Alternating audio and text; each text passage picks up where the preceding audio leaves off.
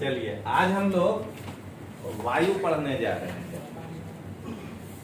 तो सबसे पहले देखिए, हमारी पृथ्वी चारों ओर से वायु की घनी चादर से घिरी है, जिसे वायुमंडल कहते हैं। जो लोग पहले पढ़ चुके हैं याद करिए, जब आपको हम डिटेल्स वाला क्लास लेने आते हैं, पुराने लोग को बोल रहे हैं, यही तो लिखते हैं कि हमारी पृथ्वी के चारों ओर जो वायु का आवरण है, जो पृथ्वी के गुरुत्वाकर्षण शक्ति के कारण टिकी हुई है, उसको हम वायुमंडल कहते हैं। वही बात यहाँ भी लिखा है। पृथ्वी पर सभी जीव जीवित रहने के लिए वायुमंडल पर निर्भर है, क्योंकि जो भी जीवित जीव है, यानी पेड़ पौधा भी है, तो वो कार्बन डाइऑक्साइड ले रहा है, तो वो भी वायुमंडल से ही ले रहा है। हम सब ऑक्सीजन ले रहे हैं, तो हम सब भी वायुमंडल से ही ले रहे हैं। तो जितना भी जीवित पदार्थ है, या तो ऑक्सीजन ले रहा है या कार्बन डाइऑक्साइड ले रहा है, और दोनों ही वायुमंडल से ले रहे हैं। इसलिए हर जीवित वस्तु वायुमंडल पे निर्भर करता है।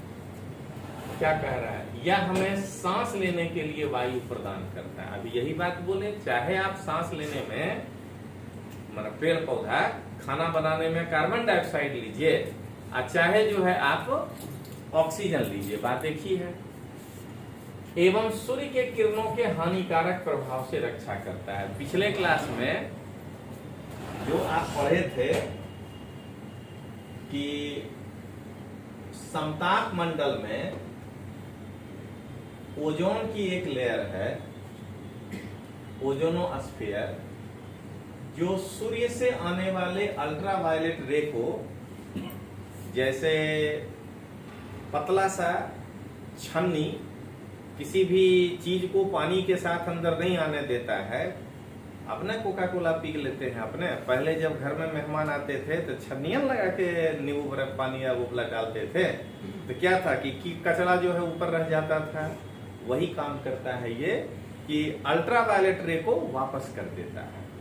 तो ये हमको सूर्य के किरणों के हानिकारक प्रभाव से भी रक्षा करता है। यदि सुरक्षा की यह चादर ना हो तो हम दिन के समय सूर्य की गर्मी से तप्त होकर जल जाते हैं। दूसरा लाइन क्या कहता है? ये तो हुआ एक अल्ट्रावायलेट रे। दूसरा कहता है, अभी आप जब थोड़ा और सीनियर होंगे तब पढ़ाएंगे, ये जो सबसे ऊपरी परत है वायुमंडल का, जिसके ऊपर एक्सोस्फीयर है, वायुमंडल, सूरज की किरणें जितना ऊर्जा लेके आती है, उसका 67% तो वो रिफ्लेक्ट कर देता है। अगर ये वायु नहीं होता तो ये जो गर्मी अभी अपने झेल रहे हैं, तो कितना टका होता है? 167%। ये अभी अगर 100 है तो और ज्यादा 67, यानी कि पृथ्वी का तापमान 70 डिग्री 80 डिग्री से कम होता ही नहीं। तो इसको बताएंगे, कहते हैं एल्बिडो, जब हम लोग अगली बार पढ़ेंगे। तो क्या देख रहे हैं? गर्म से हम तप्त होकर जल जाते हैं। और रात के समय क्या होता है?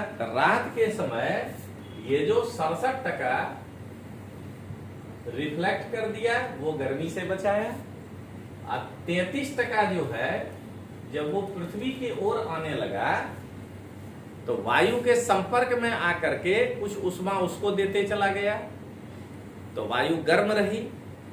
उसके बाद ये जो पृथ्वी जिसको अवशोषित किया, और ये जो रिफ्लेक्ट करता है, रिफ्लेक्ट, तो वो फिर ये वायुमंडल चादर के समान उसको रोक लेता है, जिससे कि हम रात में कूल फील करते हैं। नहीं तो क्या होगा? वो सारी गर्मी अगर हवा नहीं होता तो अंतरिक्ष में चला जाता और हम ठंडा महसूस करते, और इतना ठंडा कि रात के समय हम ठंडा से जम जाते। क्लियर हो गया? अभी कहीं नहीं पढ़े होंगे आप, जो आपको आज बता रहे हैं। कभी आर्टिकल ही नहीं आई, अभी मेरे दिमाग में अब भी आया है कि हमने आपको बताया कि पृथ्वी सूरज के रोशनी को अवशोषित कर, और उसके बाद रात को उसी को उसमें से कुछ भाग छोड़ती है। तब पहले हम लोग गलती क्या किए कि इसके ऊपर सीमेंट का दीवार खड़ा कर दिए, आरबीएस। तो ये नहीं होता तो ये मिट्टी पहले इसको अवशोषित करता है, उसमें से जितना रिक्वायरमेंट था उतना धीरे धीरे छोड़ता है। ये जो कंक्रीट का जंगल है दीवार से लेके सब, ये जंगल क्या कर रहा है, तुरंत अवशोषित कर रहा है, जिसके कारण एसी चलाना पड़ रहा है, दीवार गर्म हो जा रहा है।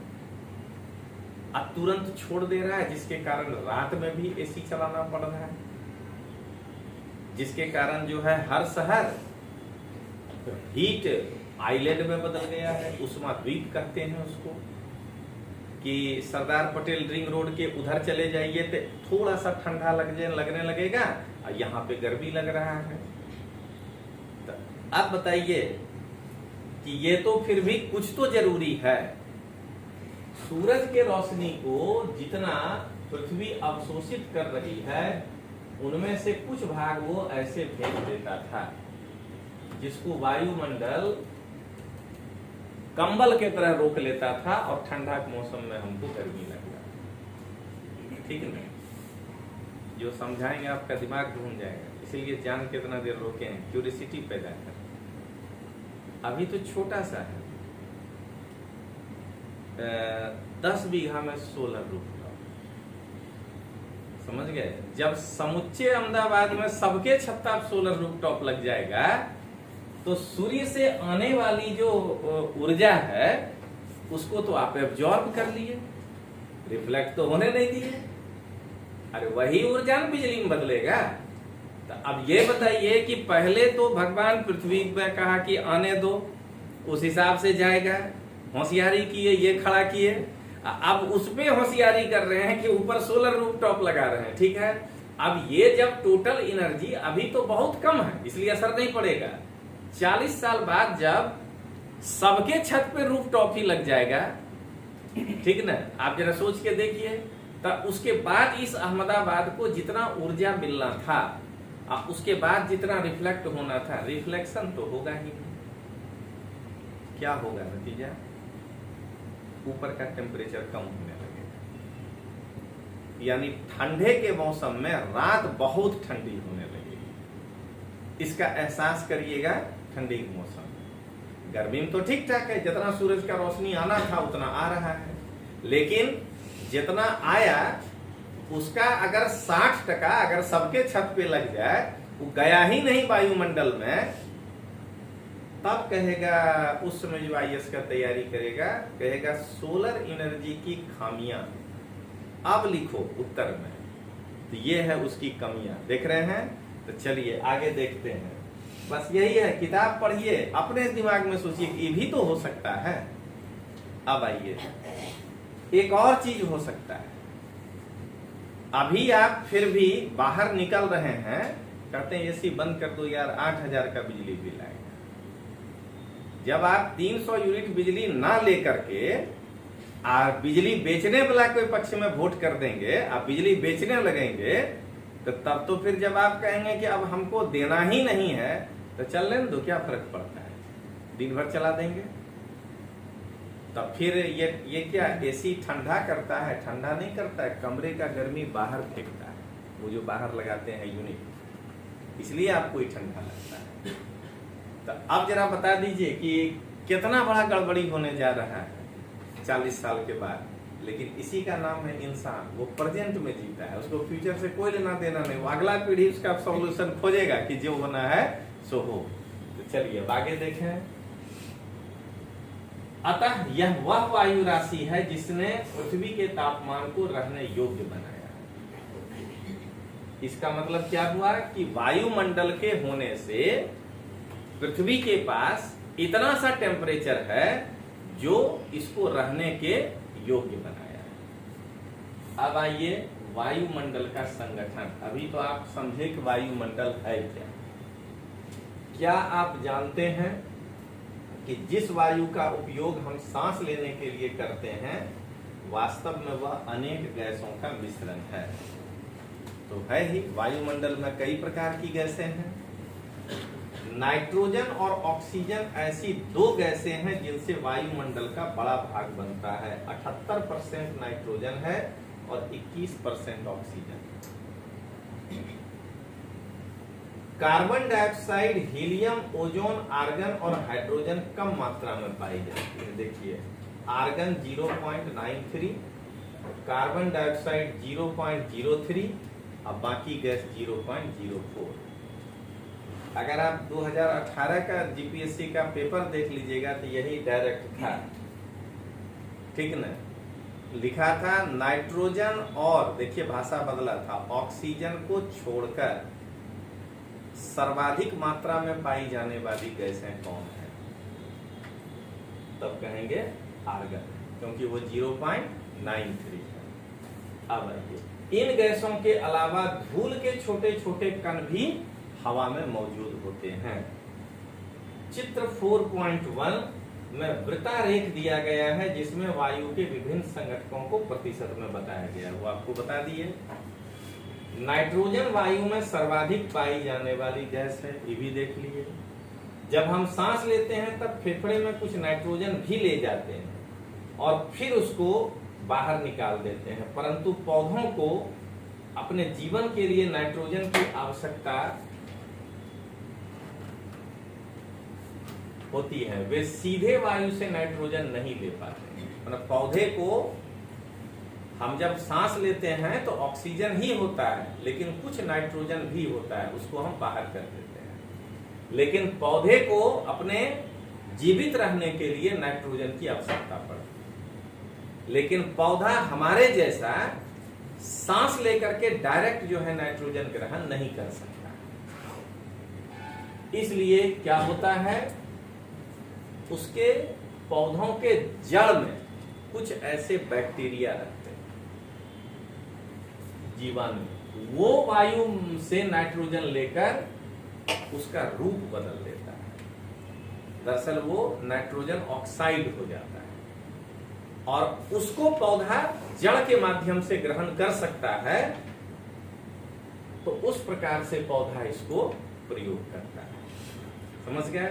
पौधे सीधे वायु से नाइट्रोजन नहीं ले पाते।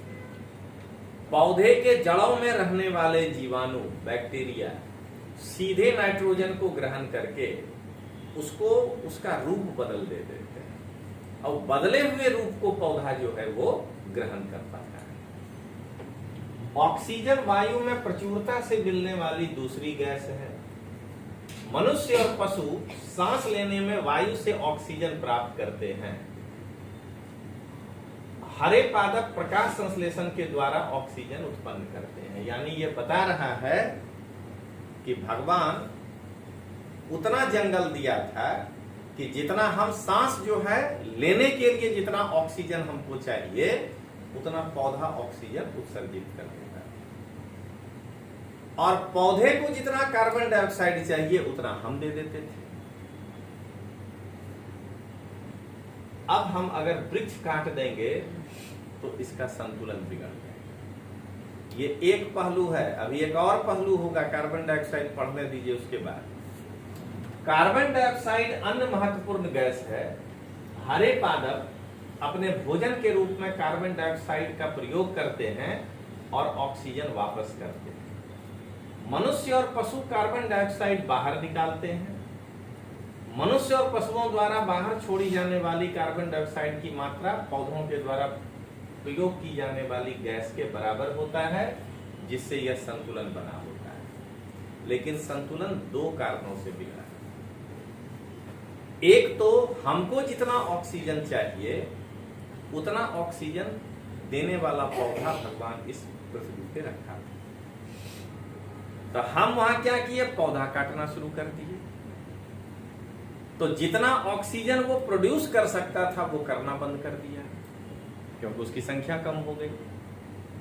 अब दूसरा संतुलन क्या बिगाड़े हम, तो हम कोयला वाला इंजन चलाए, डीजल वाला इंजन चलाए। एक तो पेड़ पहले से काटे हुए हैं, अब ऊपर से इसको चलाए। अब इससे कार्बन डाइऑक्साइड इतना बढ़ गया कि उसको ग्रहण करने वाला भी पौधा नहीं रहा। पेड़ नहीं भी काटते तब भी प्रॉब्लम था। कारण, पेड़ अगर पहले से 10 किलोग्राम कार्बन डाइऑक्साइड ले रहा था, ऐसे समझना है, और 10 किलोग्राम वो ऑक्सीजन छोड़ रहा था। हम 10 किलोग्राम ऑक्सीजन ले रहे थे, उसके साथ हम सजीव 10 किलोग्राम कार्बन डाइऑक्साइड छोड़ रहे थे साइकिल बना हुआ। क्या किए, इतना पेड़ काटे कि वो हो गया 6 या 7 किलोग्राम अब वो ऑक्सीजन प्रोड्यूस कर रहा है। लेकिन हम तो नहीं कटे ना उसके साथ, तो हम तो 10 किलोग्राम कार्बन डाइऑक्साइड छोड़ ही रहे हैं, लेकिन हमको वापस में कितना ऑक्सीजन मिल रहा है 7, तो यानी हर दिन 3 केजी कार्बन बन रहा है। ऊपर से चला दिए कोयला वाला इंजन, डीजल इंजन, पता चला ये अलग से 4 किलोग्राम कार्बन डाइऑक्साइड दे दिया वायुमंडल को। तो पता चला कि पौधा को 10 चाहिए था, कटने के कारण बेचारा 7 ही कार्बन डाइऑक्साइड यूज कर पा रहा है। गाड़ी चलाने से 3 और एक्स्ट्रा दे दिए, तो 13 किलोग्राम कार्बन डाइऑक्साइड पड़ा हुआ है, उससे बन रहा है रोज 7 ही किलोग्राम। तो हमको जो है फिर लगाना पड़ेगा कि नहीं बड़ा बड़ा मशीन कि इतना कार्बन डाइऑक्साइड यहाँ पे है, मास्क लगा लीजिए, आने तो परेशान हो जाइए। देख लीजिए भूगोल से आपको पर्यावरण पढ़ रहा है। ये वायुमंडल में प्रतिवर्ष करोड़ों टन कार्बन डाइऑक्साइड की बढ़ोतरी करते हैं। जितना हम बोले, हम आपको एक छोटा सा बताए किलो में, ये करोड़ों टन में बता रहे हैं। परिणाम स्वरूप कार्बन डाइऑक्साइड का बढ़ा हुआ आयतन पृथ्वी पर मौसम और जलवायु को प्रभावित करता है। अब ये देखिए, जब वायु गर्म होती है, देखिए हवा के मॉलिक्यूल आपस में दूर दूर है, इसीलिए वो दिखाई नहीं देगा। नजदीक होगा तो वो लिक्विड हो जाएगा, दिखाई देगा, और नजदीक होगा तो सॉलिड हो जाएगा। तो एक तो हवा में मॉलिक्यूल दूर दूर है, ऊपर से जब आग लगाना है तो मॉलिक्यूल और दूर दूर जाएगा, तो जितना दूर दूर जाएगा उसका वॉल्यूम कम होता जाएगा। वॉल्यूम कम होगा तो वो हल्का होकर के ऊपर उठेगा। इसीलिए कहा जाता है कि गर्म हवा फैलती है। इसीलिए गर्मी में टायर में क्या कहते हैं कि अगर 35 पॉइंट रखना है तो 34 से रखिए, नहीं तो टायर फाड़ देगा। फैलती है और ऊपर निकल जाती है। ठंडी हवा सिकुड़ेगी, सघन होगी, और वो भारी होती है, इसलिए वो ऊपर से नीचे आ जाती है। तो क्या होता है, हम जहां पर हैं वहां जो हवा गर्म होकर के ऊपर उठा, तो यहां की हवा इसका जगह और यहां की ठंडी हवा इसका जगह। इस प्रकार से एक साइकिल चलता रहेगा कि अपने यहाँ की हवा गर्म होके ऊपर उठेगी और इधर से ठंडी हवा नीचे आएगी। इसको कहते हैं वायु चक्र। अब हम लोग एक और छूट गया है, ये क्या आप जानते हैं? कार्बन डाइऑक्साइड वायुमंडल में फैलकर पृथ्वी से विकिरित ऊष्मा को पृथ्वी पर रोककर ग्रीन हाउस प्रभाव पैदा करती है। यही कह रहा है कि कार्बन डाइऑक्साइड के बढ़ने से क्या प्रॉब्लम होगा। तो सबसे पहले ग्रीन हाउस का मतलब क्या होता है, तो समझना है आम आदमी के भाषा में कि एक कार में जब नीचे लगा के आप आते हैं, सूरज की किरणें अगर पड़ती हों, धूप में लगा के आते हैं, तो भले नु कार कितना महंगा हो, खोलने के बाद घुसने का मन नहीं करता। इतने है ग्रीन हाउस। कांच जो है उससे एनर्जी आ तो रहा है कार के अंदर, लेकिन वो एनर्जी को बाहर नहीं जाने दे रहा है। बाहर जाते समय वो हो जाता है कुचालक, बैड कंडक्टर। रोशनी आती है, उससे एनर्जी आ जाता है, लेकिन कांच के बंद रहने के कारण वो जा नहीं पाती। इसीलिए जब एसी लगाते हैं तो ये वाला दरवाजा कांच का बनाते हैं। समझ गए? ये कुचालक है, जाने नहीं देता है। इसीलिए अगर सामने क्या कहते हैं सूरज का रोशनी पड़ता है तो पर्दा लगा दे, नहीं तो क्या होगा, उतना एनर्जी उधर से आते ही रहेगा कि ठंडा क्या देगा। यही है। इसीलिए कहा जाता है कि कार में घुसते एसी मत चलाइए, पहले चारों कांच खोल के थोड़ा दूर तक बर्दाश्त करिए, समझ गए, ताकि वो गर्मी को जल्दी से बाहर निकलने दीजिए, उसके बाद बंद करके एसी चले।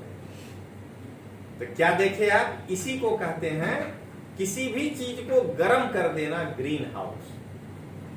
अब कार्बन डाइऑक्साइड का गुण क्या है, देखिए क्या कह रहा है कार्बन डाइऑक्साइड का, कि वो जो पृथ्वी सूरज से आए हुए एनर्जी को वापस करता है उसको अपने में अवशोषित कर लेता है, एब्जॉर्ब। एब्जॉर्ब करने का मतलब ये हुआ कि अगर ये लिमिट से बाहर चला जाएगा तो वही होगा जो चोट लगने के बाद घर में दादी वो कपड़ा गर्म करके रखती थी, कैसा लगता था, देखियो कहते हैं अच्छा लगता है। हाँ वही चीज, ठीक है। तो वही होगा कि हवा में चलिएगा वैसा ही गर्म कपड़ा की तरह कार्बन डाइऑक्साइड ऐसे आके सटा देगा आपको, ठीक ना, कहेगा बोलो भाई कैसा लगा। तो यही है ग्रीन हाउस। अब समझ में आ गया इसका मतलब, तो ग्रीन हाउस इसी को कहते हैं। इसीलिए कार्बन डाइऑक्साइड को हम ग्रीन हाउस गैस कहते हैं। इसके अभाव में धरती इतनी ठंडी हो जाती कि इस पर रहना असंभव होता है।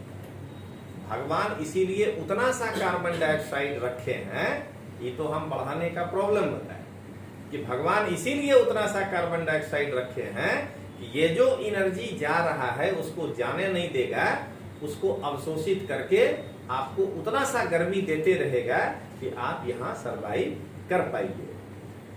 अगर कार्बन डाइऑक्साइड पृथ्वी से शून्य हो जाए तो पृथ्वी इतनी ठंडी हो जाएगी कि इस पर रहना असंभव हो जाएगा। अगर कार्बन डाइऑक्साइड की मात्रा क्या कहते हैं कारखाने से निकलने वाले धुएं से बढ़ जाए तो पृथ्वी के ऊपर के वायुमंडल में टेम्परेचर बढ़ने लगेगा।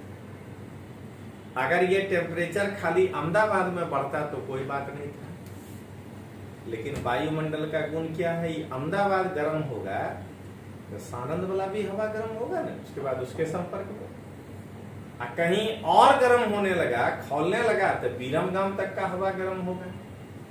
पता चला बीरमगाम शहर अपने गर्म हो रहा है, फैक्ट्री हम तो आजकल हर जगह लगा रहे हैं, सूरत से निकलिए अब आप ही तक क्या देख रहे हैं, खाली फैक्ट्री है।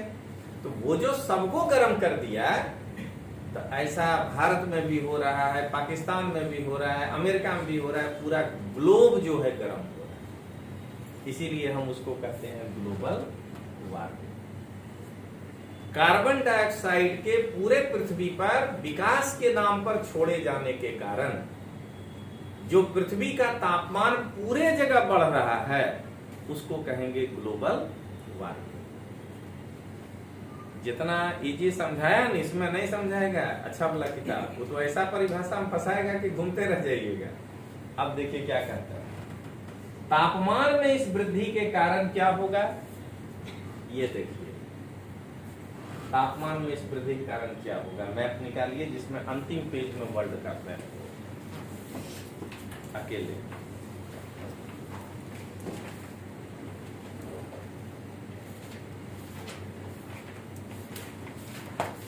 ग्लोबल वार्मिंग दोनों को होगा ना, तो मैप निकालना पड़ेगा ना।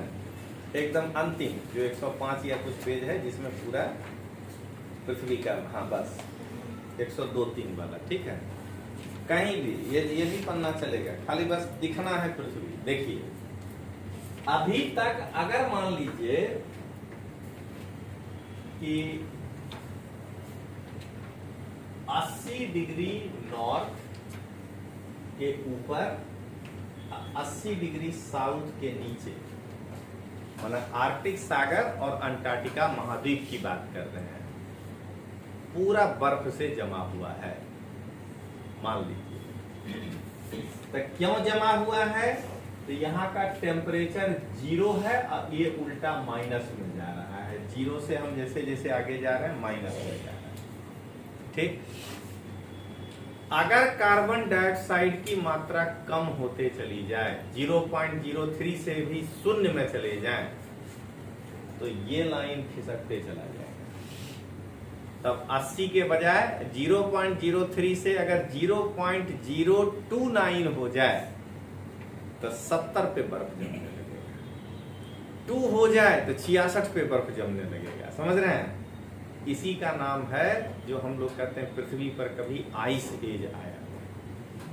समझना है, पृथ्वी से कार्बन डाइऑक्साइड विलुप्त हो गया होगा, पूरे पृथ्वी पे बर्फ जम गया। अब वही कार्बन डाइऑक्साइड की मात्रा बढ़ने लगे, प्रभाव क्या होगा? तो अब ये 0 डिग्री यहां से बर्फ जम रहा है, तो ये 80 से थोड़ा सा खिसक जाएगा, 81 पे चला जाएगा। इतना तो प्रलय आ जाएगा, इतना नहीं सोचना है, लेकिन समझिएगा कि 80 से 0 डिग्री टेम्परेचर हो जाएगा 81 पे, 80 पे हो जाएगा 1 डिग्री। 1 डिग्री पे कहीं बर्फ जमता है? 1 डिग्री लैटिट्यूड पे पूरा बर्फ पानी हो जाएगा, क्योंकि 0 से 1 हो गए। 1 डिग्री के अंतर में 111 किलोमीटर का अंतर होता है। ठीक ना? जरा ये बताइएगा, पृथ्वी ऐसे 40,000 किलोमीटर है, ठीक है ना, व्यास। 40,000 किलोमीटर गुना 111 किलोमीटर और गुना 2, नॉर्थ साउथ दोनों, इतना बड़ा एरिया का अगर बर्फ पिघलकर पानी हो जाए तो कम से कम मॉरिशस वाला भाई को नहीं दिखेगा। समझ गए? श्रीलंका वाला भी एकदम सिकुड़ जाएगा, कहेगा कि हम इतने छोटा बचे हैं। अपना भी तटीय इलाका जितना है द्वारका से लेकर के सब पानी में चला जाएगा। ठीक ना? यही कहना है कि इसके परिणाम स्वरूप समुद्र के जल स्तर में वृद्धि हुई। अब क्लियर हो गया? जिससे तटीय क्षेत्रों में बाढ़ आ जाती है। दीर्घ अवधि में इसके कारण जलवायु में अत्यधिक परिवर्तन हो सकता है। आबो हवा में भी, क्लाइमेट में भी चेंज आएगा। कारण पिछली बार बताए थे, पृथ्वी पर प्रेशर बेल्ट है, निम्न वायु दाब, उच्च वायु दाब, तो पट्टी खिसकेगा ना। ठीक है, गर्मी का कारण। अब पट्टी खिसकेगा तो हवा का डायरेक्शन खिसकेगा। हवा का डायरेक्शन बदला तो कहीं ठंडा हवा गर्म ना हो जाए, गर्म हवा ठंडा नहीं हो जाए, तो इससे क्लाइमेट चेंज होगा। कहीं हवा भूमध्य सागर से हमारे इधर आ रही थी, पता चला अब अपने यहाँ से भूमध्य सागर में जाने लगा, डायरेक्शन बदल गया। अरब सागर से आने वाली हवा पता चला भारत से अरब सागर की ओर जाने लगी, तो जब हवा में भेज ही नहीं बचेगा तो बारिश क्या कराएगा? इस सब को कहते हैं क्लाइमेट चेंज। ये हो सकता है, जिसके कारण कुछ पौधे और पशु लुप्त हो सकते हैं। अब जरा हम लोग इसको लिखें, उसके बाद आगे बढ़ें। हेडिंग दीजिए वायु। लिखिए, पृथ्वी की गुरुत्वाकर्षण शक्ति के कारण, पृथ्वी की गुरुत्वाकर्षण शक्ति के कारण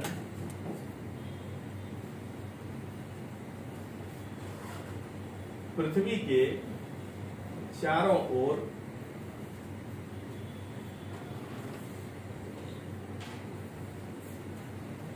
वायु के आवरण को,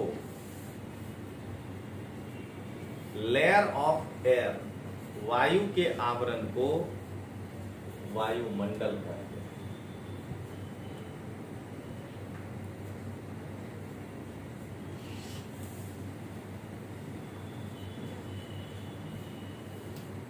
अब लिखेंगे ऐसे और उसके बाद बोला लिखे तो, जीवित प्राणियों के लिए वायुमंडल की आवश्यकता, तब नीचे गोले में लिखेंगे। लिविंग बॉडी के लिए नीड ऑफ एटमॉस्फेयर,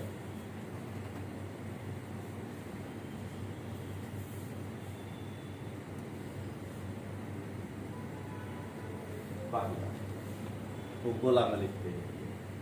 सांस लेने के लिए वायु प्रदान करना,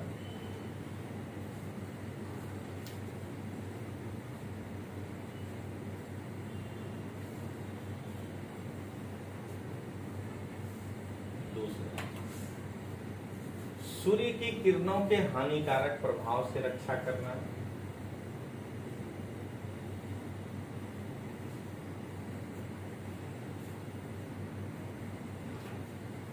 अगला, दिन में पृथ्वी का तापमान अत्यधिक बढ़ जाना,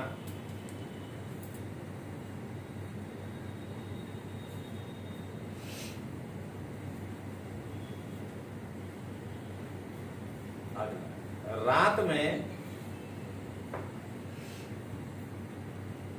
पृथ्वी का तापमान अत्यंत कम हो जाता है।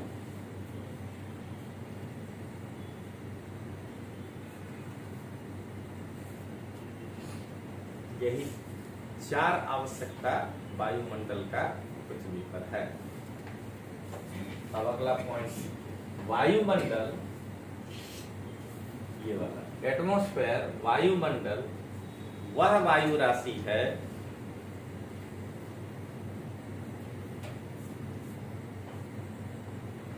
जिसने पृथ्वी के तापमान को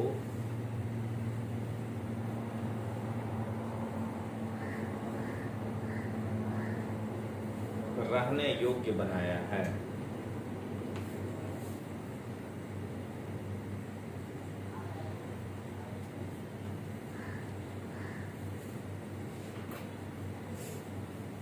अब हेडिंग दीजिए वायुमंडल का संगठन।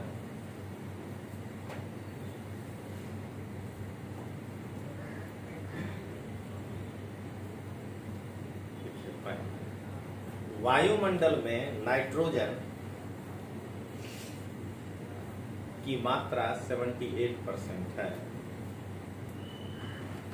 वायुमंडल में नाइट्रोजन की मात्रा 78% है।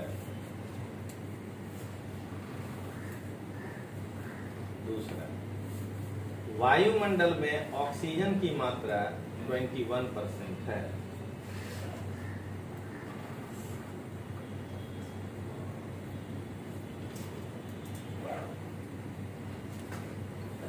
वायुमंडल में आर्गन की मात्रा 0.93% है।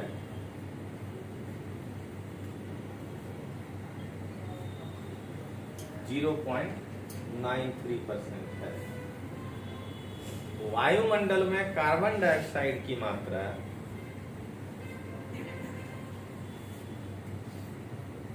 0.03% है।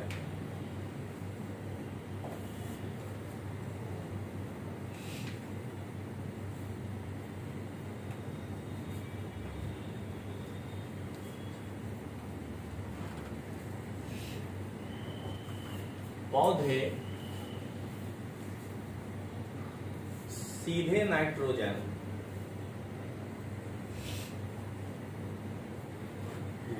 वायु से, ऐसे लिखिए, पौधे वायु से सीधे नाइट्रोजन नहीं ले पाते हैं।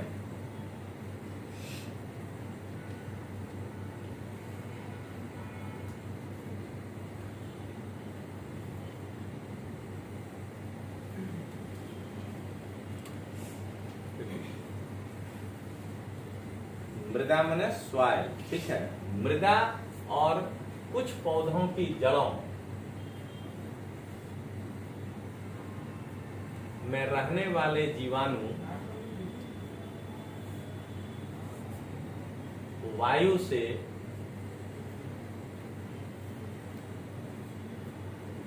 नाइट्रोजन लेकर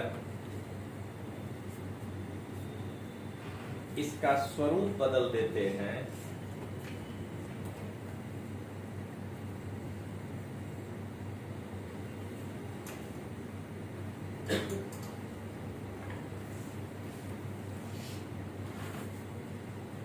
जिससे पौधे इसका प्रयोग कर सकें।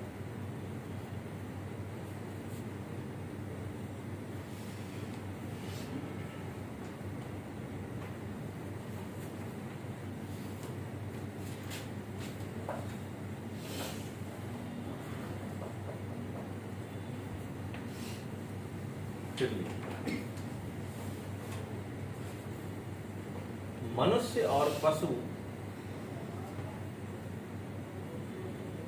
सांस लेने में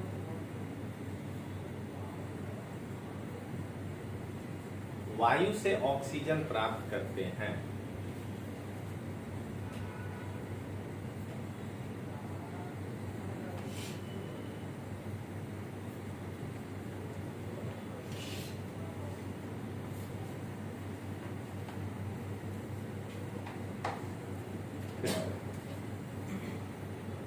हरे पौधे प्रकाश संश्लेषण के द्वारा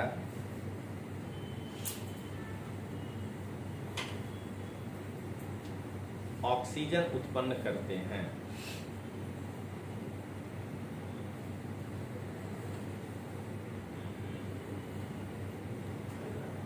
ऑक्सीजन उत्पन्न करते हैं। हरे पौधे प्रकाश संश्लेषण फोटोसिंथेसिस के द्वारा ऑक्सीजन उत्पन्न करते हैं। अगला साल सब टर्मिनोलॉजी अंग्रेजी बोलेंगे क्योंकि आपके पास एनसीईआरटी नहीं होगा। अगला साल तो ऑथेंटिक किताब पढ़िएगा ना। अभी चूंकि ये हर लाइन यहीं से ले रहे हैं और वो आपके पास है, इसीलिए फ्रीक्वेंट हिंदी बोल जा रहे हैं। नहीं तो ये सब जब पढ़ाएंगे आपको डिटेल्स वाला कि अब सविंदर सिंह से पढ़ना है तो उस वक्त आपको सब टर्मिनोलॉजी बताएंगे। यहाँ आपके पास बुक है और वही लाइन बोलते हैं, दो चार शब्द है जो इधर उधर होता है। चलिए अब आगे देखें। अब लिखिए ऐसे, उसके अंदर फिर हम लोग गोला बनाएंगे। वायुमंडल में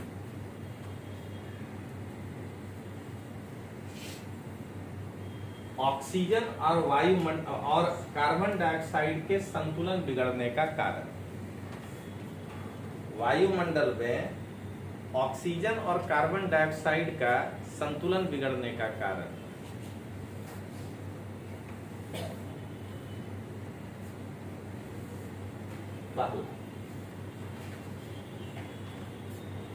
अब इसमें पहला मतलब गोला, बड़े पैमाने पर वृक्ष को काटना। बड़े पैमाने पर वृक्ष को काटना। दूसरा,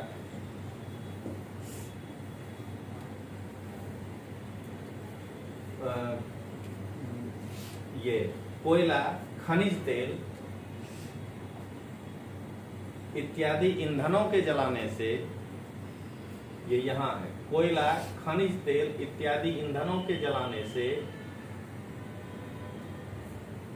कार्बन डाइऑक्साइड की मात्रा में वृद्धि।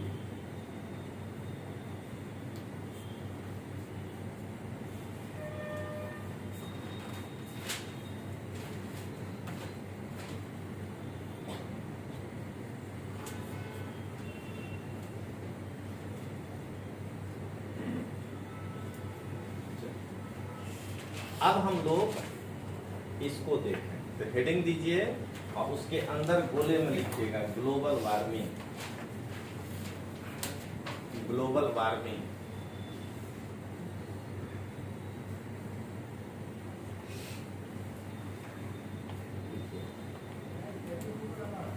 कार्बन डाइऑक्साइड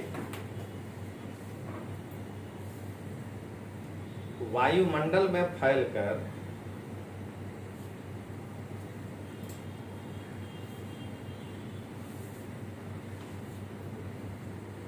पृथ्वी से विकिरित ऊष्मा को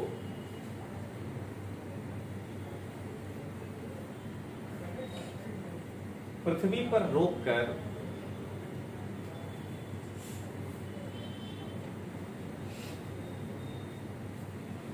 ग्रीन हाउस प्रभाव पैदा उत्पन्न करती है। ग्रीन हाउस प्रभाव उत्पन्न करती है।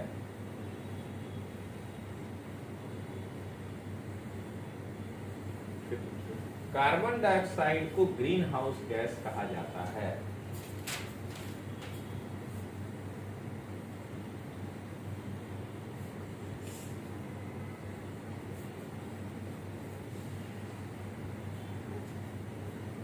फिर लिखिए कारखाने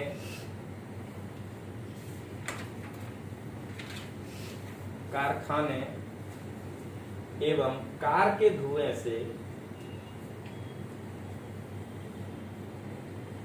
वायुमंडल में, यहाँ कारखाने एवं कार के धुएं से वायुमंडल में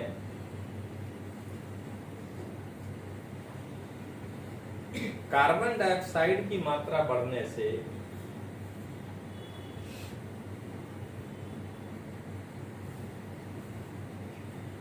पृथ्वी का तापमान बढ़ता है,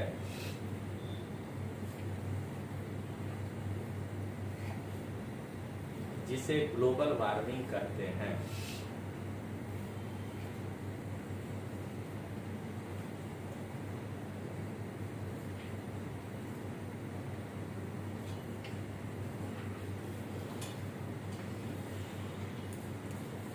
आप क्या करेंगे, तो ऐसे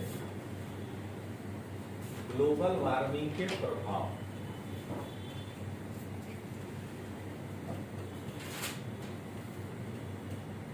तब गोले में लिखेंगे ग्लोबल वार्मिंग के प्रभाव।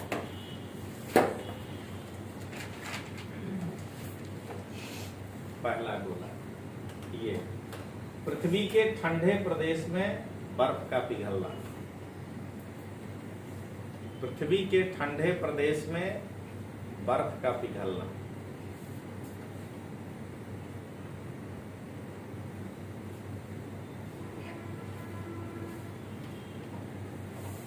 दूसरा, समुद्र के जल स्तर में वृद्धि, समुद्र के जल स्तर में, वाटर लेवल में वृद्धि। अगला,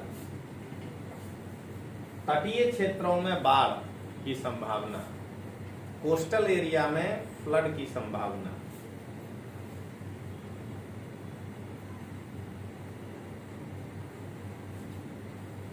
अगला, दीर्घ अवधि में जलवायु परिवर्तन, क्लाइमेट चेंज, लॉन्ग टाइम में क्लाइमेट चेंज, दीर्घ अवधि में जलवायु परिवर्तन।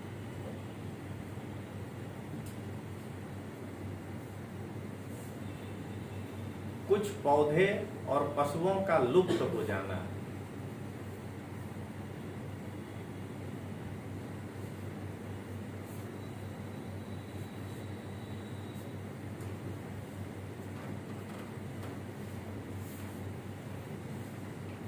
अब हेडिंग दीजिए वायु चक्र।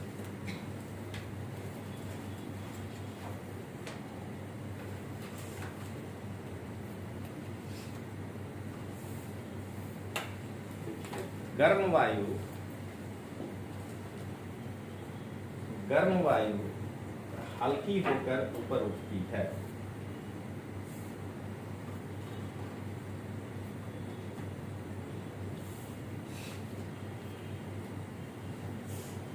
ठंडी वायु भारी होकर नीचे की ओर आती है।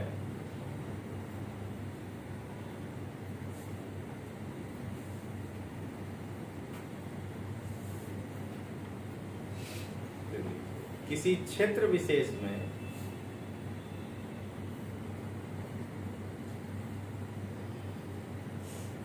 गर्म वायु के ऊपर उठने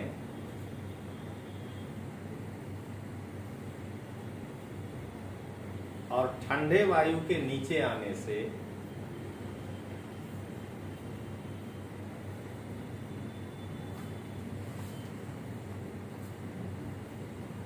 नीचे आने को वायु चक्र कहते हैं।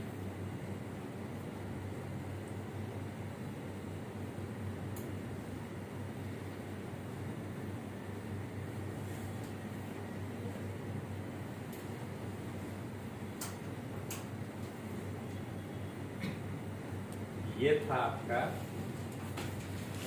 आज वाला लेसन। अब हम लोग आगे बढ़े, इस नक्शे को देखना है और जब आज दिखाएंगे तब ऐसे बनाना है, ठीक है ना। अपना कलर मतलब नहीं करना है, खाली मतलब उसका ये रेखा चित्र बनाना।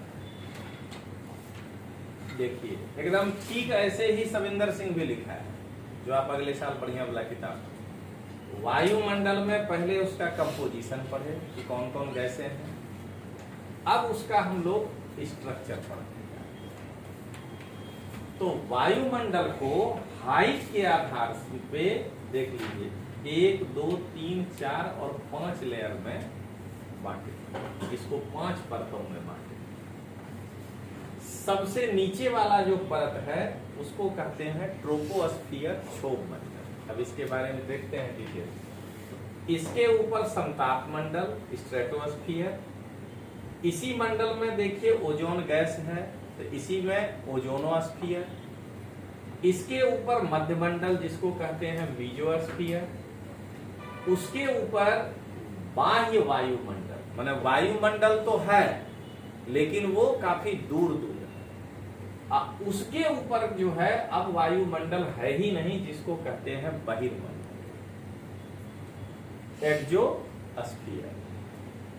ट्रोपो, स्ट्रेटो, मीजो, आउटर, ये हो गया एक्सोस्फियर। ये 5 भाग है। इसी 5 को हमको पढ़ना है। हम आपको चित्र के साथ बनाते जाएंगे, तो आपको दिखाई भी देगा कि ऐसे है। क्षोभ मंडल जिसको हम कहते हैं ट्रोपोस्फियर, कहता है कि ये वायु की सबसे निचली परत है वायुमंडल।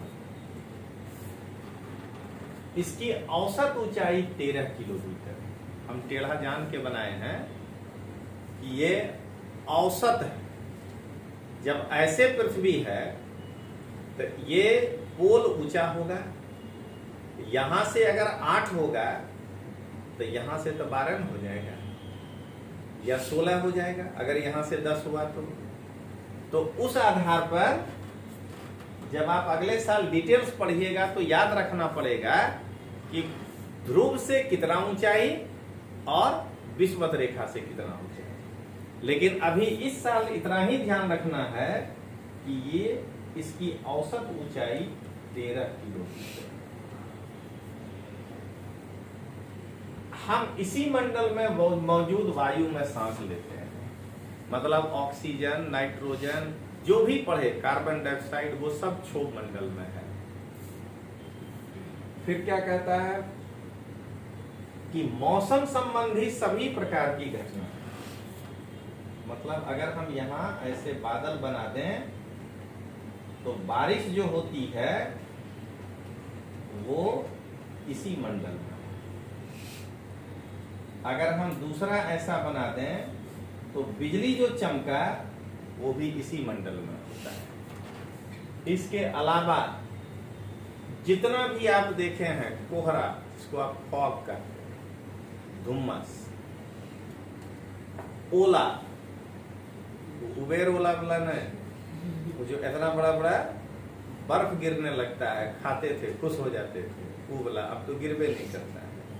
तो वो वर्षण, प्रेसिपिटेशन, वर्षा नहीं है, ये वर्षण यानी ओस, जो जमीन पे ठंडा के मौसम में होता है। क्या कहते हैं, झाका है? अंग्रेजी में, हम गुजराती में, अंग्रेजी फट से बता देंगे, झाकड़, ठीक है, तो उसको झाकड़ कहते हैं, ठीक है।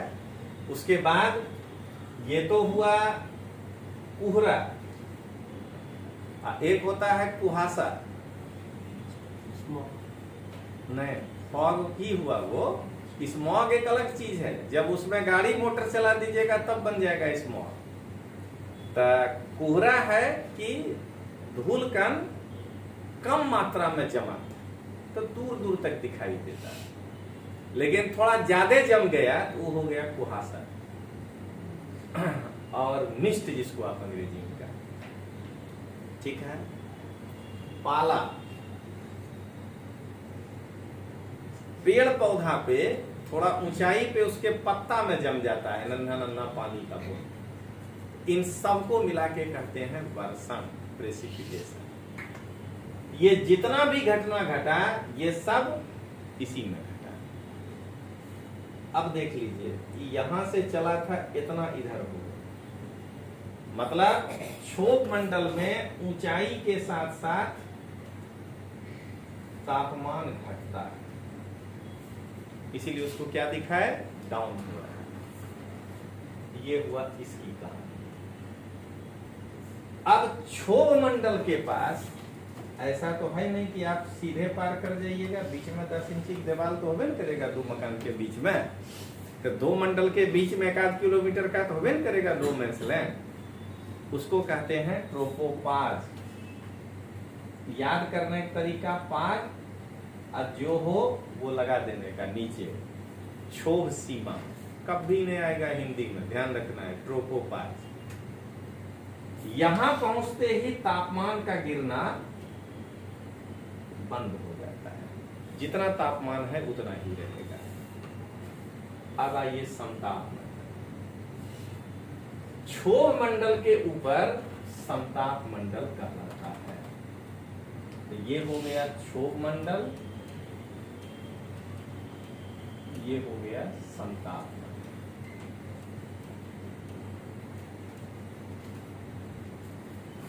पुराना एनसीईआरटी कुछ क्लियर लिखा है। यह लगभग 50 किलोमीटर की ऊंचाई, यानी ये 50, जमीन से पूछे तो 63, 13 प्लस 50, समताप मंडल 50 किलोमीटर ऊंचा है, ठीक है ना, की ऊंचाई तक फैला हुआ है। यह जो परत है इसमें ना तो बादल बनता है, ना तो जो है मौसम संबंधी किसी प्रकार की घटनाएं होती हैं। इसीलिए एक हवाई जहाज चालक अपने जहाज को समताप मंडल में उड़ाना पसंद करता है, ठीक है ना।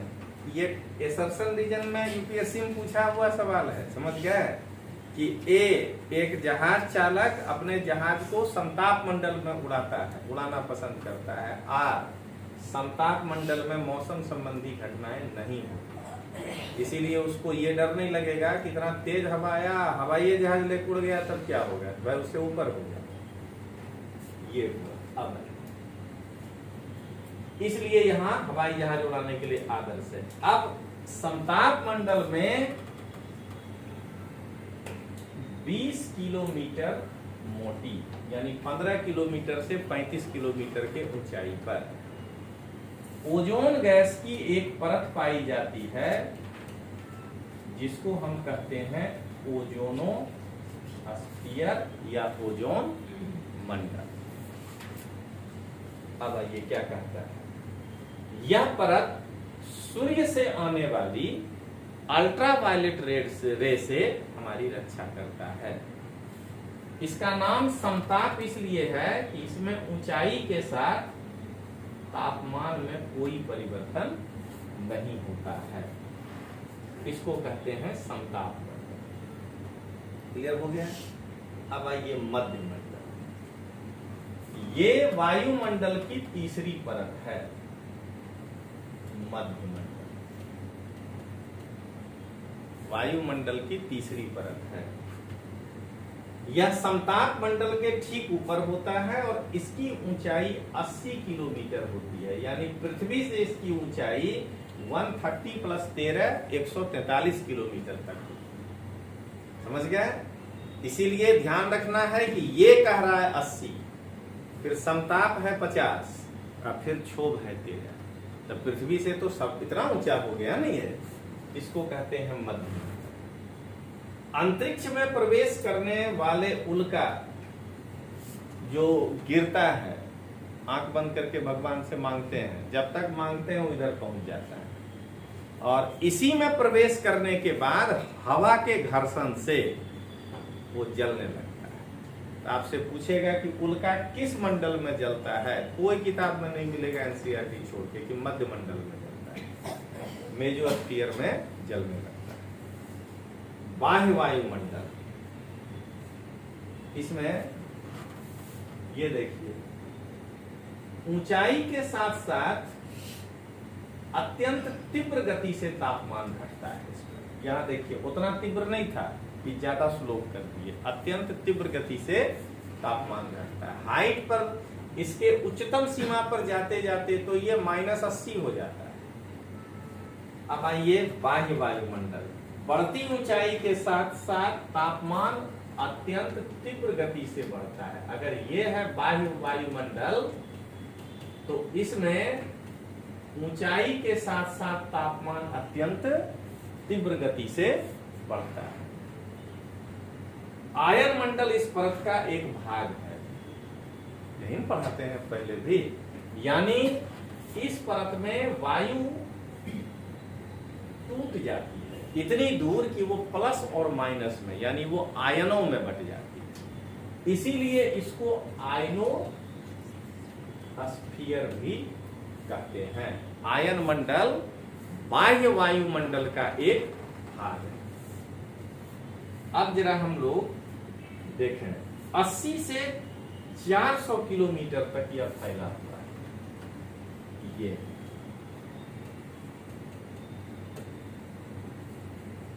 वायु के टूटने के कारण क्या होता है, तो यहां से जो वायरलेस के द्वारा हम वेव भेजते हैं, वो तरंगे कैसी होती हैं, उधर बनाएंगे तो नहीं समझ पाएगा। यहाँ जो हम वेव भेजते हैं वो ऐसी होती है, ट्रांसवर्स।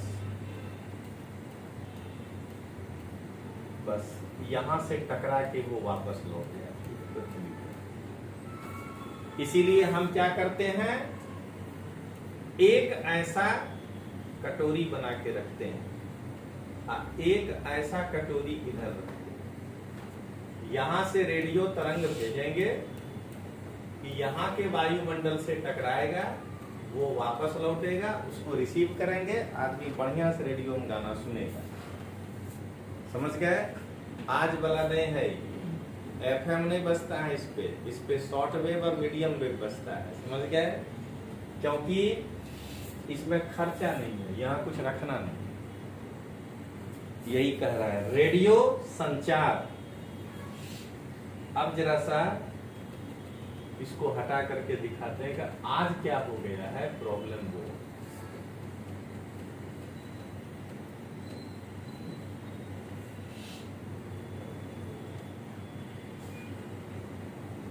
देखिए क्या लिखे हैं, रेडियो तरंगों के लिए इसका उपयोग होता है।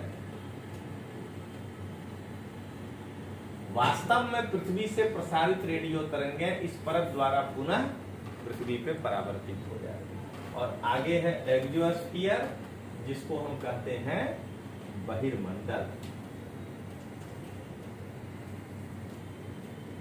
एक्सोस्फीयर ये वायु की पतली परत है, मतलब यहां हीलियम और हाइड्रोजन ही बचता है, और यहीं से ये अंतरिक्ष में तैरते रहता है, हीलियम और हाइड्रोजन। इसीलिए जब आप साइंस एंड टेक्नोलॉजी पढ़िएगा तो हम जो मिसाइल बनाते हैं आजकल उसमें स्क्रैमजेट इंजन लगाते हैं, उसका नाम है स्क्रैमजेट इंजन। तो स्क्रैमजेट इंजन जो लगाइएगा तो मिसाइल तो ऐसे ही ना के गिरेगा, ज्यादा से ज्यादा वो इस मंडल से गिरेगा। तो हाइड्रोजन भी है वायुमंडल में, कभी है लेकिन है, हीलियम भी है। हाइड्रोजन का काम है जलना, हीलियम का काम है जलाना, सॉरी ऑक्सीजन का काम है जलाना, अब बाद में दोनों मिलके काम है हीलियम में बदलना। यही काम सूरज में हो रहा है। तो अगर यहाँ हाइड्रोजन है, यहाँ भी, यहाँ ऑक्सीजन भी है, तो वो हवा से फिल्टर कर लेता है हाइड्रोजन और ऑक्सीजन को। तो क्या होगा, बिना आप जो ईंधन डालिएगा वो ईंधन पे ही वो जलने लगेगा। तो कम से कम 400 किलोमीटर तक तो हमारा ईंधन बचेगा अगर मेरे पास स्क्रैमजेट इंजन हो। तो ये है आज का टेक्नोलॉजी। अब आइए यहां तक समझ गए। अब आज क्या प्रॉब्लम हो गया है कि एफएम जो है वो ट्रांसवर्स वेव नहीं है, वो है लॉन्गिट्यूडनल वेव। बस ये इस बहिर्मंडल को भेद के चला जाता है, आयोनोस्फीयर। तो ये तो निकल गया तो क्या काम आएगा।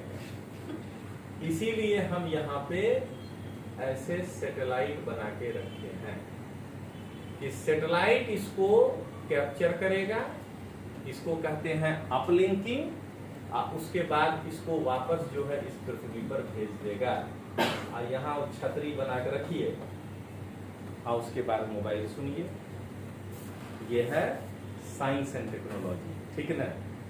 ज्योग्राफी पहले इतिहास, पॉलिटी, ज्योग्राफी, उसके बाद ये सब में हाथ डालने का है। नहीं तो पता चला कि कंसेप्ट ही नहीं मालूम है, जुट्ठे पढ़े जा रहे हैं कि क्या होगा सेटेलाइट। आप ध्यान रखिएगा। तो रेडियो वाला एकदम कान में लगा के आप सुनिए। हम लोग चुरा के सुनते थे क्योंकि टीवी नहीं था, गावस्कर बैटिंग करता था, सुनने में मजा आता था। तो गांव में ज्यादातर उसमें मैच ठंडा का मौसम होता है, अब तो कभी कहीं भी हो जाता है। तो ठंडा के मौसम में होता था तो बाबा जो है धान काट के लाते थे और उसको चढ़ा के रखते थे, उसी में अंदर घुस जाते थे और उसके बाद वहीं चुपचाप सुनते रहते थे। तो बाबा ऐसे हटाते थे, आवाज तो सुनाई देगा, लगता था 2-4-5, अरे बहरा हो जाओगे, दिन भर यही सुनते। लेकिन आप अभी अगर घुस जाइएगा तो 2-4 ज्यादा देंगे हम अगर होंगे, क्या कब खाली बहरा नहीं होइएगा। देख रहे हैं वो वाला ऐसा है ट्रांसवर्स वे, अगर वो आयनोस्फीयर को नहीं छेद पाया तो लौटेगा तो हमारे माथा थोड़े छेदेगा, ठीक है। लेकिन ये तो देख रहे हैं ना, आयनों को छेद के गया, ये जो लौटेगा तो माथे में छेदेगा। इसी को कहते हैं ब्रेन स्ट्रोक। ज्यादा मोबाइल सुनिएगा तो यही होगा यहाँ पर लगा के, किसी दिन पता चला कि माथे में रह जाएगा हॉस्पिटल। तो इसीलिए जो है कहा जाता है किसको नहीं सुनना है। क्लियर हो गया? तो चलिए अब जैसे जैसे आपको लिखाते जाते हैं और आप अपना चित्र वो वाला बनाते जाइएगा, ठीक है। अंग्रेजी मीडियम वाले अंग्रेजी का प्रयोग करिएगा, हिंदी वाले हिंदी का। हेडिंग दीजिए वायुमंडल की संरचना।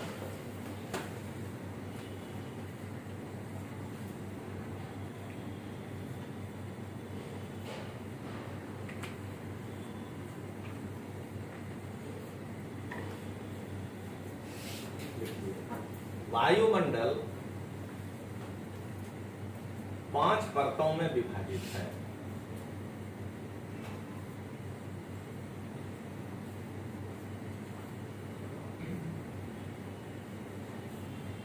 पहले सबका नाम लिख लीजिए। क्षोभ मंडल, अंग्रेजी वाला अंग्रेजी में लिखिएगा, गुजराती में क्षोभावरण, मिश्रावरण। समताप मंडल, ट्रोपोस्फियर, स्ट्रेटोस्फियर। मध्यमंडल, मेसोस्फियर।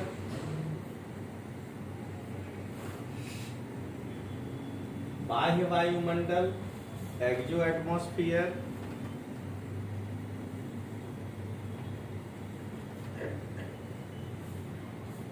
और बहिर्मंडल, एक्सोस्फियर।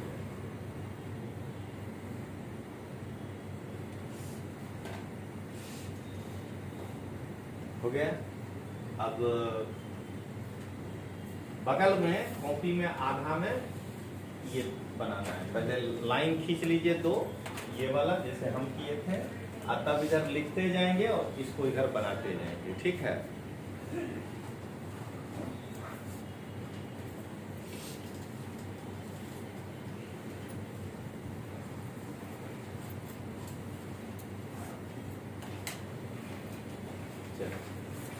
पहला हेडिंग दीजिए क्षोभ मंडल।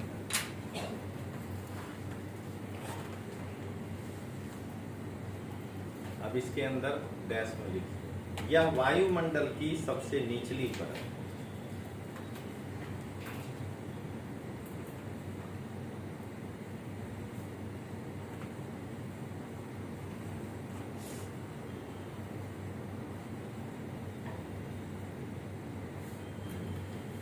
इसकी औसत ऊंचाई 13 किलोमीटर है।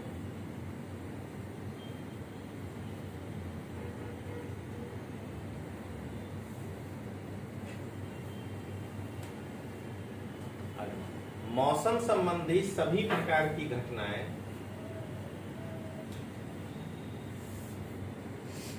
जैसे वर्षा, कोहरा, ओला वर्षण इसी के अंदर होती है। कोहरा, ओला वर्षण इसी के अंदर होती है।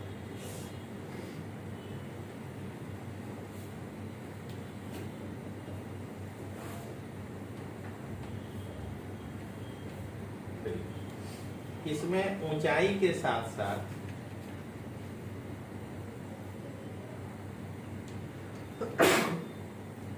तापमान गिरता जाता है।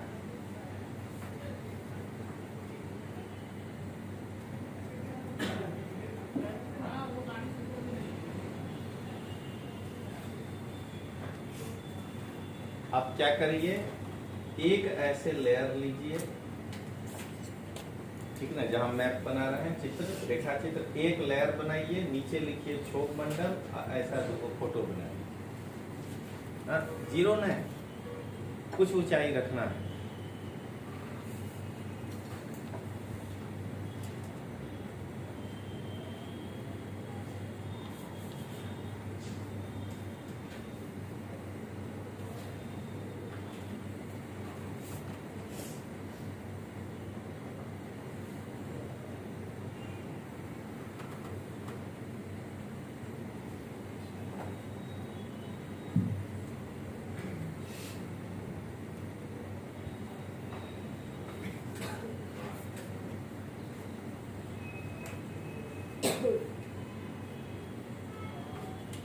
हो गया। अब देखिए, एक लाइन और क्षोभ मंडल में लिखिए, तब आगे लिखिए। इसके ऊपरी सीमा को देखिए, सब में ना ऐसा दो दो रखिएगा, सबके ऊपरी सीमा में लिखेंगे। इसके अपर लिमिट को क्षोभ सीमा या ट्रोपोपाज कहते हैं।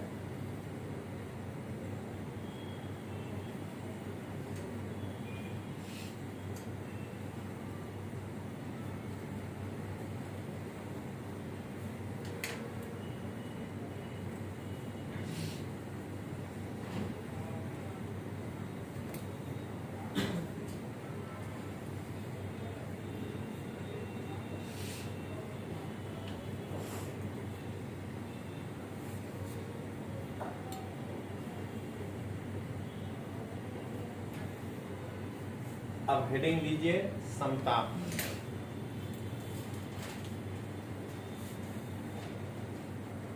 समताप मंडल से क्या करेंगे, ये देखिए, इस लाइन को सीधा कर देंगे, क्योंकि एक बार आप ऐसे बना दिए तो ये टेढ़ा था, यानी अब सब उसके ऊपर सीधा बनेगा। समताप मंडल लिखिए, तो क्षोभ मंडल के ऊपर 50 किलोमीटर की ऊंचाई वाला परत समताप मंडल कहलाता है।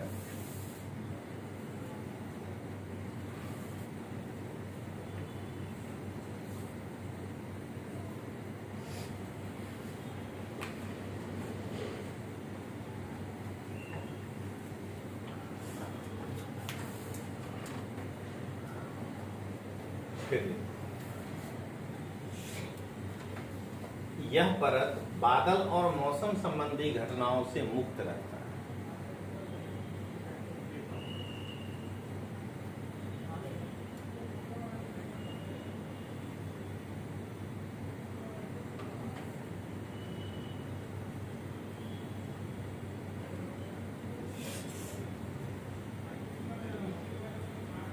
हवाई जहाज उड़ाने की यहाँ आदर्श स्थितियां होती हैं।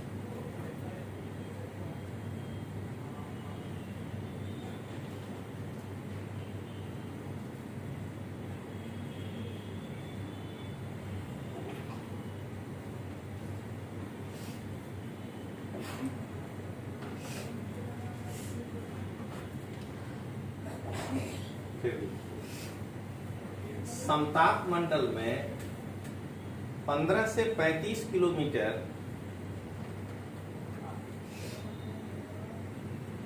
की ऊंचाई पर ओजोन मंडल होता है, ओजोनोस्फीयर।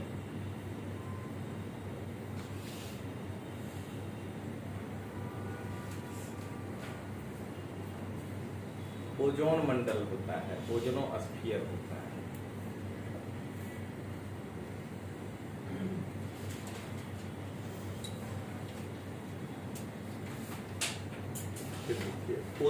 ओजोन परत सूर्य से आने वाली ओजोनोस्फीयर सूर्य से आने वाली हानिकारक किरणों से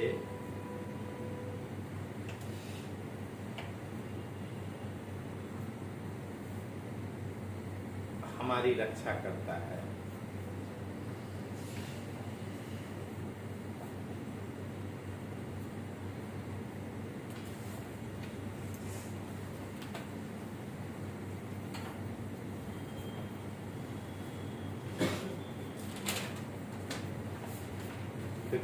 मध्य मंडल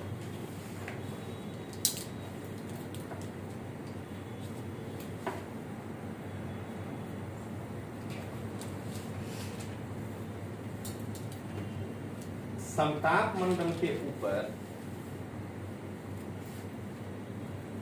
80 किलोमीटर की ऊंचाई पर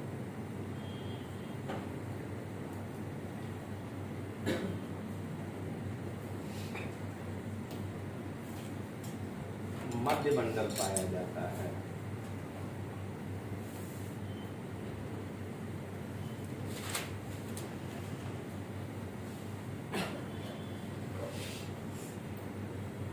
इसमें ऊंचाई के साथ साथ तापमान गिरता है।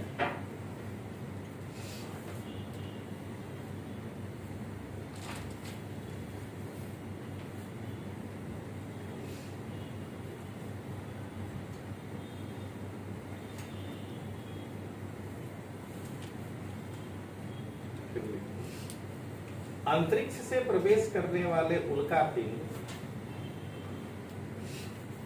अंतरिक्ष से प्रवेश करने वाले उल्कापिंड इस परत में आने से जल जाते हैं।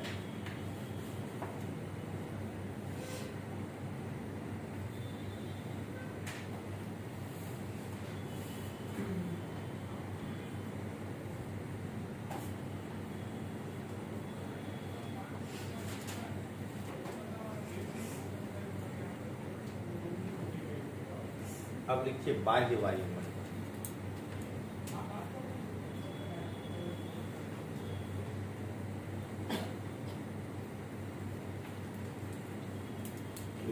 इसमें ऊंचाई के साथ तापमान अत्यधिक तीव्र गति से बढ़ता है।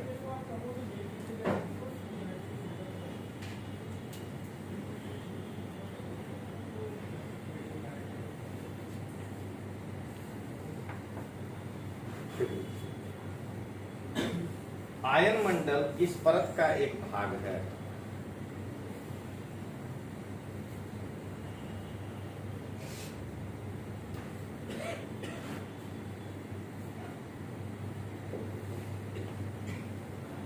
यह 80 से 400 किलोमीटर तक फैला है, यानी 320 किलोमीटर इसकी मोटाई हुई। देख रहे हैं ना, यहां से 400 तक। ठीक है, ई वाला पार्ट बना लीजिए तो फिर आगे बढ़े। ये खाली इतने सा बचा, लिखिए। पृथ्वी से प्रसारित होने वाली रेडियो तरंगें इस मंडल से परावर्तित होकर पुनः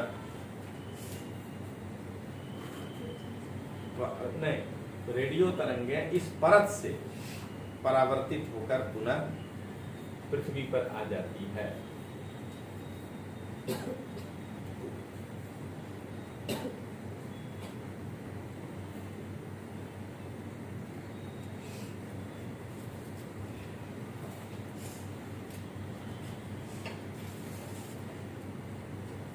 अब लिखिए बहिर्मंडल।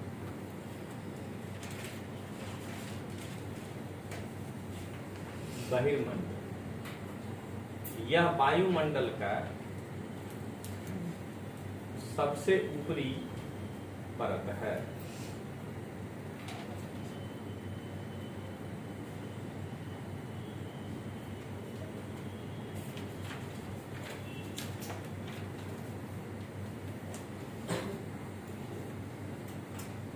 हीलियम और हाइड्रोजन जैसी हल्की गैसें,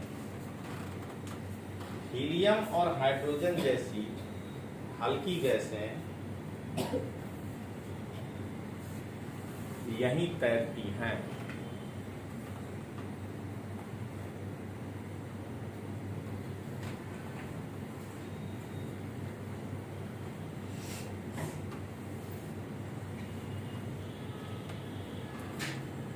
अब ये जो बचा कुचा है बना लीजिए, तब ये वाला मिटा दें।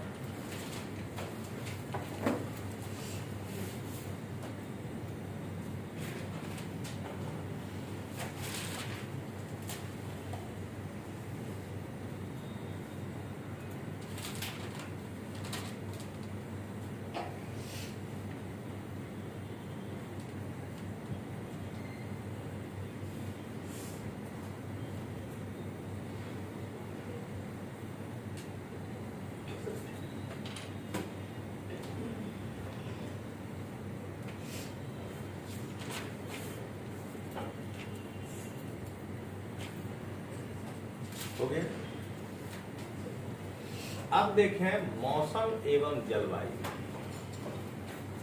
पहले 7वां क्लास 6वां उदाहरण देख समझाता है। देखिए, क्या आज वर्षा होगी, क्या आज दिन साफ होगा और धूप निकलेगी। कितनी ही बार हमने क्रिकेट प्रेमियों के मुंह से एक दिवसीय मैच के भविष्य पर अनुमान लगाते सुना होगा। यदि हम कल्पना करें कि हमारा शरीर एक रेडियो है और मस्तिष्क उसका स्पीकर, तो मौसम वह है जो इसके नियंत्रण बटनों से छेड़छाड़ करता रहता है।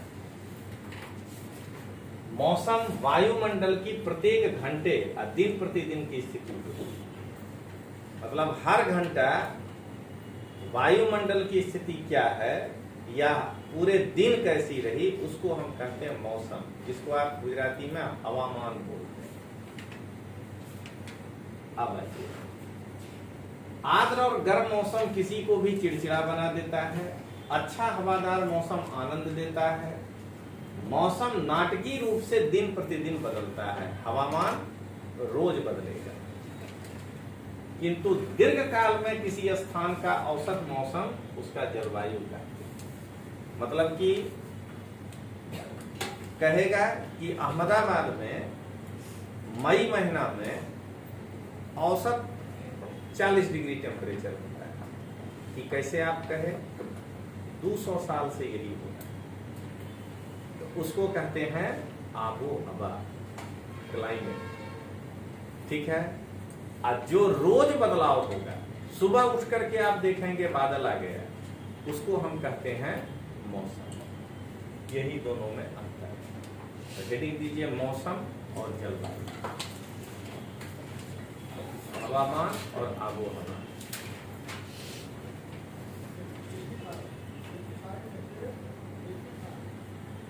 देखिए, वायुमंडल में दिन प्रतिदिन का बदलाव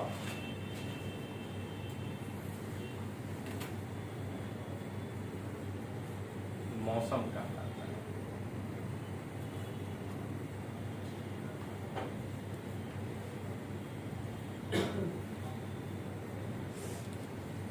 फिर लिखिए, वायुमंडल किसी स्थान का दीर्घ काल में औसत मौसम जलवायु कहलाता है।